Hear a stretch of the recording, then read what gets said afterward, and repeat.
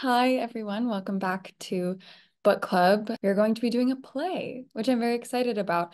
I looked today and it's been almost 3 years since we have done the last play, which was Slave Play by Jeremy O. Harris. And Jeremy is actually a good friend of today's guest, Will Arbery. I'm so excited for this one. I had the opportunity to meet Will. It just felt like kismet, and I fell in love with his writing and his work, and the fact that he agreed and was enthusiastic to come on here blows my mind. I wanted to do it as quickly as possible before he had time to change his mind. Will Arbery is a playwright and screenwriter from Dallas. He's known for his plays Heroes of the Fourth Turning, which I was lucky enough to see here in LA at Rogue Machine Theater, and it was also my introduction to Will's work. Heroes of the Fourth Turning was a finalist for the 2020 Pulitzer Prize for Drama, and PLANO, which we will be discussing today.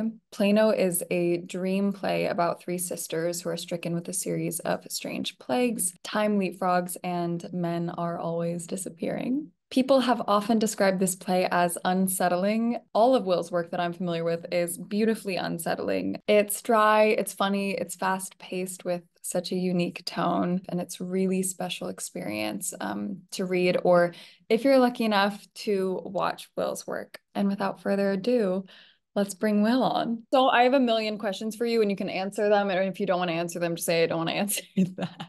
Okay, I can do that. Okay, There's great. probably going to be some of those with this play. When did you start writing plays? Technically, I started in high school. I wrote a couple of short plays that, I cast my friends in and we performed. But I only started really taking it seriously in college, like my junior year. I'd been writing other stuff and I'd been acting and I'd been directing, but then I took a playwriting class and I felt like everything come together. And I Mhm. was like, I think I got to do that. Why do you think it was playwriting that ended up being your medium? I come from a family of 10, so I have seven sisters, and I was just surrounded by voices from a young age. And I think more than anything, that's the reason playwriting felt like the one, just like the conditions of my life. And I'm on the younger end, like I'm the second to youngest.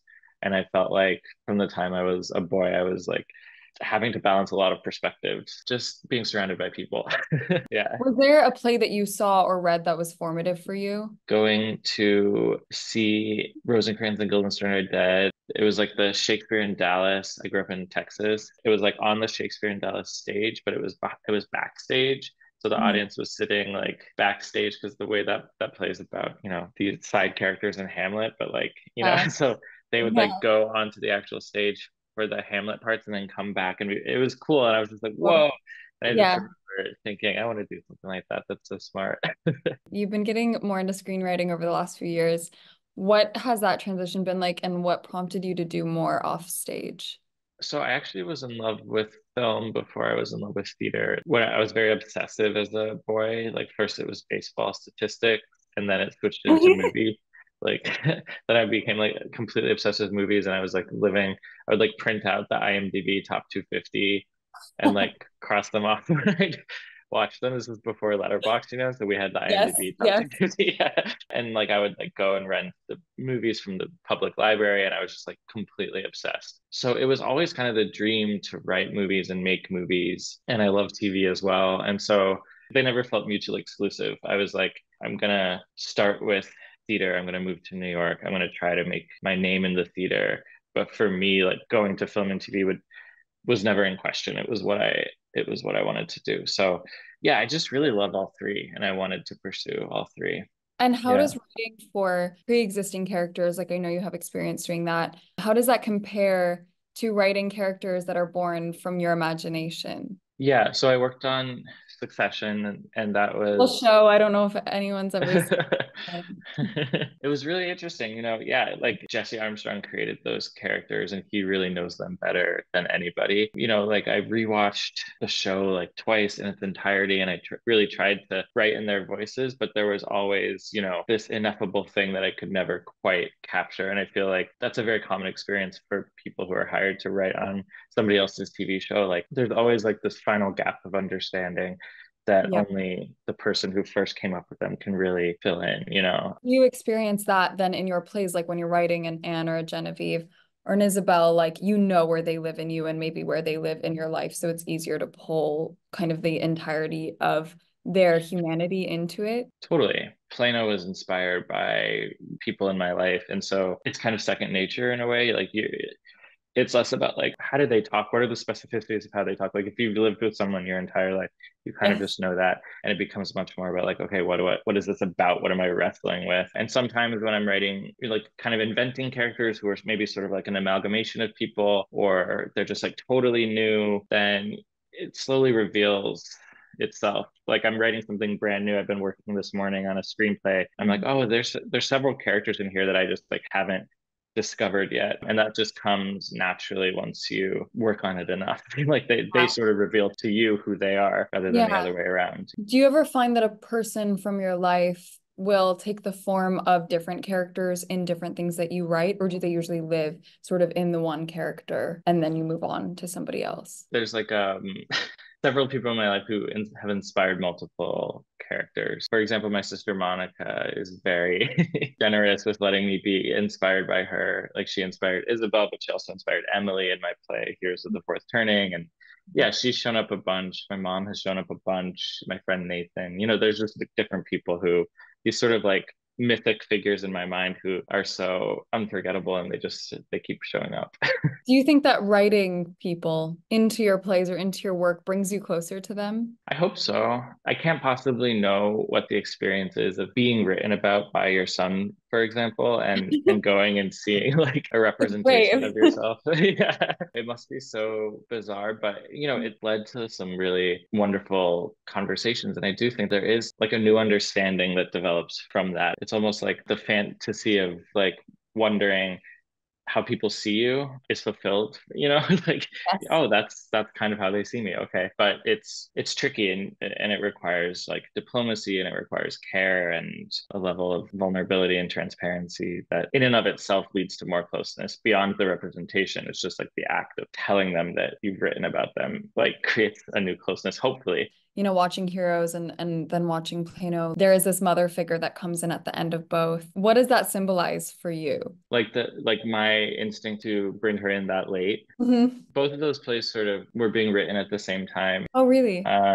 Yeah, and they both had New York productions in 2019, and it was funny. It's like in Plano, there's the mom character who comes in like two-thirds of the way in, and she keeps talking about this tiny world she and her husband have been building, and she like opens this little box and like this is our tiny world, and they look at it, and then she closes it. And during that time, I was sort of joking, but sort of not, that like Heroes is the tiny world that she's showing them in the box. Wow. It's like going into that world. And I don't know. I think that the impulse to have her come in like two-thirds of the way through is like both plays are about young people in very different ways, like searching for meaning and searching for some like coherence. And she sort of comes in as like what seems like an authority figure who's going to solve everything, but then actually kind of makes everything more complicated. You said in an interview that Plano is about time moving so fast you don't have time to think and dying while you're still alive and not being able to help the people you love. Can you expand on that? Those are three very like separate but linked ideas, I guess. Yeah, I would say that like the initial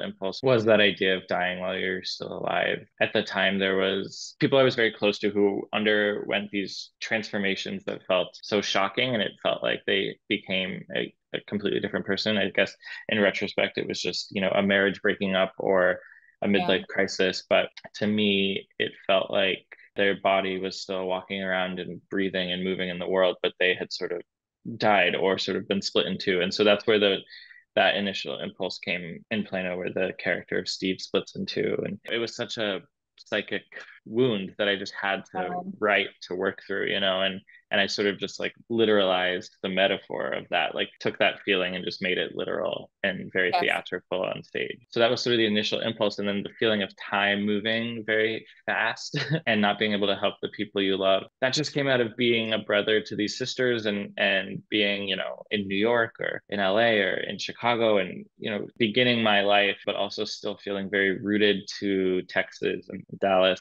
not quite feeling like I was, out of that space yet. Like I was still sort of halfway there. Like I was still a boy, like who helped out and observed and was just like a part of the fabric of that. And I was also trying to become a man. And so it sort of came out of that place of how much of this am I really a part of anymore? And it's like reaching for these people that I love and trying to help, but not knowing how. And yeah, Yeah. so it came out of that big confusing feeling. There's a trope you use over and over again where you say, I'll tell you about it later. It's later. I don't want to talk about it. Or, okay, I'll introduce him later. It's later. Here he is, which I've never seen anything like that depicted in theater or anywhere else for that matter. How did you come up with time hopping this way? It just came out immediately as I started writing. I was trying to find a really clean way to depict what this felt like. You know, your sisters going through a crisis, their marriage is breaking up. How I was experiencing it felt like an onslaught of new information every day. But of course, it was weeks, it was months, it was years, you know. So that feeling of trying to catch up, that feeling of, I think in retrospect, a lot of like repression, a lot of avoidance, like not really talking about what we needed to be talking about, sort of the like slow drip of information that can sometimes happen in a family, like, oh, what happened? Why didn't they tell me? You know, especially in a family of 10, like it gets Yeah. confusing. And so it just came out really, really intuitively when I first started writing the play. It just sort of came out that way. And I ran with it. Sometimes when I'm starting a play or like really trying to get at something, like when you have a topic for something, there are the sort of the scenes that you could write that are expected. Those are like kind of boring, but you kind of know in your head what they look like. And then there's like the way it actually felt. And sometimes I'll hit a block with something and I'll be like, I don't want to write those scenes that you would expect to see. So I'm just going to write. Really, it comes out of I'm going to write it poorly. Like I'm going to try to write this just a bad version of this, you know, You which is failed like at doing. but it's good advice because it can really free you up. It's like, okay, I'm not going to try to make this good. I'm just going to try to tell the truth. Uh, And you can actually really get out of your own way when you do it that way. And some good writing can come of it. And I feel like your pacing is so unique and quick, but when you actually break it down, there's such a depth of meaning injected into so many of the lines. How do you maintain a fast pace while also emphasizing the importance of the themes in your play? Or do you think that the pacing actually aids in that emphasis? Every play is different and every play breathes its own rhythm. That's very important to me. Like my play Corsicana, for example, is a much different pace because it's following a very different set of characters. The air that they're breathing, I think, is like it's summer, it's like stickier, it's, you know, and this sort of takes place in this time beyond time where it's just constantly barreling forward. Pace and rhythm and breath are extremely important for every play that I write. They're kind of one of the first things. Like I'm always trying to find a flow when I'm writing, and when I haven't found a flow state with it yet, where it's like you can almost write a whole draft in a day. That's what I'm constantly looking for. I know that there's something I haven't cracked about the rhythm yet. For this one, it felt like, okay, pretty early on, I knew that it had to really fly, that was sort of just how it had to feel. That was what the experience of this play, if I was Yeah. like an audience member sitting in watching this, had to sort of be like on the edge of their seat, making sure they were catching every word and feeling always like it was just out of reach because it was going so fast, you know. Yes. Do you feel like as a playwright, you have to think about the audience, or does that feel like something that comes after? I think about the audience a lot, to be honest. That's the whole point, I think, like of writing plays. I mean, films are different, TV is different. I mean, there's a different relationship to the audience, but with theater, I mean, you're literally writing an experience. I'm really thinking about what it's going to be like to sit in that audience. It's important to me. How do you feel like your backstory influences your writing? Like, do you still feel a connection to Texas? Yeah, I do. I mean, I haven't lived there in a long time, but I don't know. I don't know why I keep saying it. Like, I grew up in Dallas, in Oak Cliff. I have another play that we're workshopping right now and trying to get a production for, and that takes place again in like a suburb of Dallas. Yeah, there's Plano, Corsicana, which is like an hour south of Dallas. This new play is going to take place in Frisco, which is like an hour north of Dallas. And I don't know why I keep saying these plays like on the outskirts of this. It's like I'm like circling closer and closer. Why do you think you chose Plano as the place that men go to split into pieces? Honestly, I don't, yeah, anyone watching who's from Plano, like no offense to them, but like growing up in Dallas, Plano just always felt like such a weird place that sort of just sprang out of the dry, flat earth. It's just a place with like a lot of developments, a lot of like McMansions and, you know, just identical looking houses and identical looking strip malls. It's very suburb. It's like a fascinating place. And I think honestly, it just came out of around when this was all happening, like there was some sort of anecdote about like my sister was saying that her husband was with the kids in Plano and they were on the phone and he was having some sort of panic attack. And I think it came out of that, like, oh, Plano as a sort of like random hell. There's even a line in the play that calls it a random hell. It's just a very banal suburb in this sprawling metroplex, and it just felt right. I think there's a significance to choosing to have three sisters in this. Like, why did you choose three as opposed to seven or another number? I went back and forth on that. I did so many drafts of that play, and there were definitely times when I would try to like reveal at some point, like, there's four more sisters and there's a brother, and like really acknowledge the real world inspiration for it. But then I just decided to just keep it a little simpler, not try to distract too much. And there's also the parallel with Chekhov's Three Sisters, which felt, at least interesting in some way, just to like crackle a little bit that feeling of yearning for Moscow. But in this case, it's sort of inverted and it's sort of warped. It's like Yeah. Plano is not Moscow. None of them want to go there, but people keep Yeah. disappearing to there, and they're sort of trapped on this porch. And it felt like it was in conversation with Chekhov a little bit. How do you think growing up in a predominantly female household has informed how you write women? Tremendously, I guess. I went to an all boys Catholic school. I was there for 8 years. So I was going back and forth from a super female environment to a super male environment. I think one thing I noticed that was different was just for me, it wasn't like they were women. They were just people. Like my sort of baseline understanding of what a person was a woman. It honestly just had the effect of like demystifying it completely. And when I write female characters, I don't think of it as like writing a female character. It's just this person that I'm interested in. Women in literature have been defined by the men they love or by the absence of the men they love. Do you believe that Plano is about women, or do you think it's about the absence of men? I mean, I think it's about both. If you read the play, there's no way getting around that the idea of maleness and Mm. men is like this. It's this haunting. It's this menace that's growing and building and transforming constantly around them. And that was in large part inspired by my own sort of grappling with what it meant to be a man. One effect that came from having all those sisters was that it created this interesting pressure on my relationship with my father. I was his only son, and it was like, okay, well, what's this gonna be? And also created in me this obsession with the idea of like, what even is a man? What Mhm. is masculinity? Do I have to do that?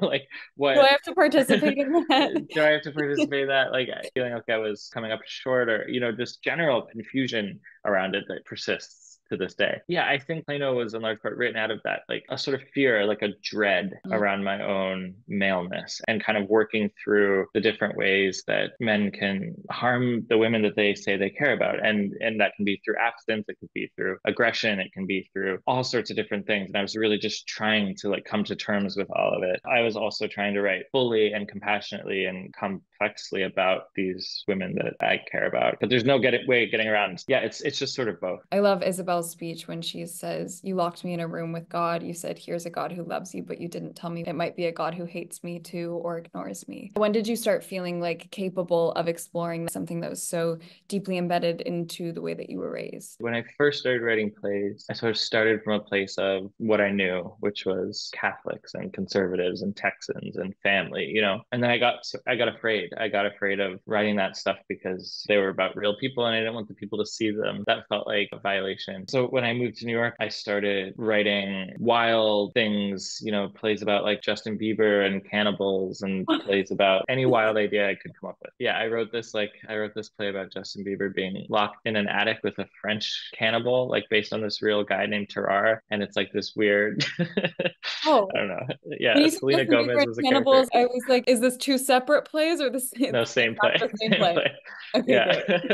great. I was experimenting. And then at a certain point in the process of writing a ton and wanting to be a better playwright, I just started writing more personally. I started, and that came out of like frustration and stagnation, like wanting to break free of the bad sort of writerly habits that I was developing. I went to grad school at Northwestern, and one of the things that a professor told me in my like exit interview was like, "You're doing great work, but beware of being too writerly." I knew what she meant. There was sort of like a cleverness, like, oh, this would be an interesting idea. This would be an interesting idea. And so it was sort of trying to move through that and just trying to get to a place of brutal honesty and truth. That's why eventually I circled back to writing about Catholicism. And now it's like very clear to me that that's like faith and belief systems and people searching for meaning is my lifelong interest, It's so Yeah. scary because I feel like you can't write truthfully about the people that you love without also then having to explore your own stuff and get into your own things. So it is quite scary. Totally. How much do you think Catholicism has shaped your writing versus how much do you think your writing has now shaped your relationship with Catholicism today? It's a great question. I was just talking about this recently. There's something mass-like about the way that theater exists. Like, I think I'm drawn to the literal experience of going to the theater because of going to mass as a kid and sort of the orientation of your body, like pews and seats in the theater being directed towards this thing at the front and, the aisle and all of it. What gets complicated is that if I'm creating an experience that's like the Catholic Mass, then that means that I'm sort of trying to play God and create this liturgy for people to go and receive. And that I'm uncomfortable with that. I don't want that to be my role. I want it to be much more democratic, but there's no denying that like the author does like create these characters, create this experience and put them through things. And I'm constantly working through that. And I think that in my writing, it sort of always gets to this place where I kind of surrender to something unknowable and something bigger. Like I never want to end a play being like, and this is what I know, and this is what I think you should know Yeah. too, and this is what I think you should take away. I want it Yeah. to feel like there's 1,000 million possibilities of what you could take away. Like something bigger has been like invited into the space, and you can do what you want with that. The New Yorker once wrote about Plano, what truly makes it work, though, is that it's surreal in ways that could be conveyed only on the stage. Do you think that's true for all plays? That it's like an experience that you have to go, like you mentioned, kind of like going to mass, that being there sort of is the only way to experience it to its fullest? Or do you think you can get that also from reading? It's never going to be the same. Obviously, like I write plays to be performed. They haven't gone through a rehearsal process and a tech and previews and like audience coming, then they're unfinished to me. Like they haven't been fully written. And even like on the page in the published versions, that's like an invitation to me. It's not the final thing. Hopefully it inspires you to want to do it or be in it or, like see it. Reading a play is a unique experience and some people don't enjoy it. I don't enjoy it a lot of the time, because a novel can sort of like pull you in and you can feel like you're moving through it. And a play, strangely, like it feels like there's like a remove, like the format, what you're asked to wrap your mind around and how much Yeah. information you're supposed to be taking in at the same time. These things that happen automatically when you sit down and watch it, you have to do that work when you're reading it. It's different. What is the experience like of watching your work be interpreted by so many different people, especially when you're writing about such personal topics like in Plano? Is there a process of letting go you have to do? Yeah, you have to let go. It's hard to let go because Yeah. when an audience starts coming in and having their reactions, and when critics start coming in and having their reactions, it can feel like it can feel so jarring. It's like, I mean, you've been building something for weeks, months with collaborators. Inevitably, like you're bonding, you're getting so close with each other, you're finding all these beautiful things and then people come in and are just sort of like want to be entertained or want have some sort of expectation about Yes. what they're going to receive and the energy just completely changes. That experience of letting go it's sad. I've said some dark things about it in the past, like doing a play is just watching a beautiful thing die, which is so dramatic. No, but I feel like it must feel a little bit like, how did these strangers get into my house? We invite them, we want them. Yeah. Yes, well, we also need them. Okay, I'm actually currently reading a book that you recommended to me, which I love. Do you have any book recommendations? One, and then two, what is the book that you've gifted to people the most? Wait, what book did I recommend to you? Marriage Plot. Oh, I cool. love it. Okay. I'm halfway through. It's so good. Oh yeah, it is so good. And the ending is really good. Yeah, people sleep on the marriage plot. Yeah, the book that I would recommend to people right now was recommended to me by Gia Tolentino, and it's called When We Cease to Understand the World by Benjamin Labatut. Labatut is his name. But yeah, it's called When We Cease to Understand the World. It's sort of this book that like fuses nonfiction with fiction, and it sort of becomes more fiction as it goes along, but a shocking amount of it is true. It's about like that quest for meaning. It's about scientists and mathematicians and eccentric, brilliant people who are trying to get as close as they can to an understanding of all of it, like Yeah. the greatest mysteries of why we're here, and sort of where that touches madness and where that touches obsession, and when it just sort of has to surrender to incoherence. It's an awesome book. We love Gia too. I trust anything that Gia recommends. She was, I think, like the second book club guest that I ever had. Yeah, she's great. I always trust her recommendations. And what book do I give to people the most? There's this really good book.